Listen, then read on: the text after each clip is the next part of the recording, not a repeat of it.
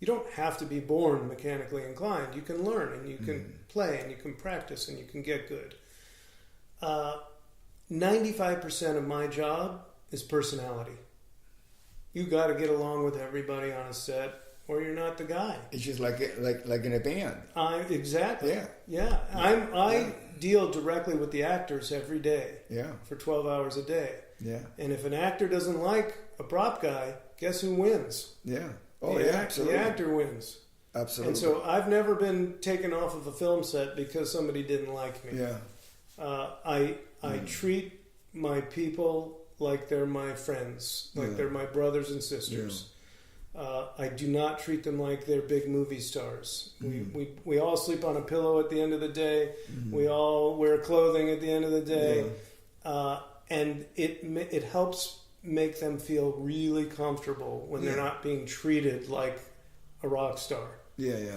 Because that happens a lot, and you get tired of it, right? You just want to talk about how your neck hurts that day, or how your wife was grumpy and you had to make nice to her, or husband, whatever it is. And when you can get to that level with these people, no matter what their paycheck is. I'm hanging with people that are making $100 million for a project. And I'm nowhere near that, obviously. But we hang together and we're buds. And that's what's important. Of course. And that's what keeps me going. It's what keeps them going. Because there are some real people on a movie set or in any situation where you're just hanging. Everyone's there to do a job. As a musician, when I travel, when you're on the road, most of the times I hang out with my tech, or the other people, the lighting director, front of the house guy, and stuff like that. And it's not just now. I mean, it's always been like that. These people are family. We're family. We might be going on stage and making the music as performers, but without the support of the rest of the family, you got no show. Right. So you trust everybody. I trust the front of the house guy to make the best mix where everything is heard, including the bass, which is one of the hardest things to get heard live. Right.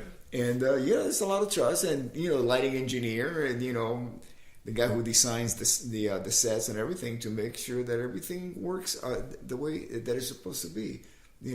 One of the advices, getting back to the subject of what we can advise the people who have a dream of doing what we do, is, as far as musicians ask me, what can you tell me? How can I break into the industry? And number one, trust. You have to be trusted completely. Without trust, and that's something that you talked about that needs to be developed. You got a resume and background check. People ask around, what about this guy? And at the same time, it is the subject of you trusting other people, not just because somebody calls you up and say, hey, can you recommend me somebody, because I got this movie. I bet your list gets shorter every year, because the more you get trusted, your trust factor list, the people that you trust, starts shrinking. It does. And you're very careful who you recommend, because your trust is based on who you also recommend, to make sure that you trust them to make the best, do the best job possible.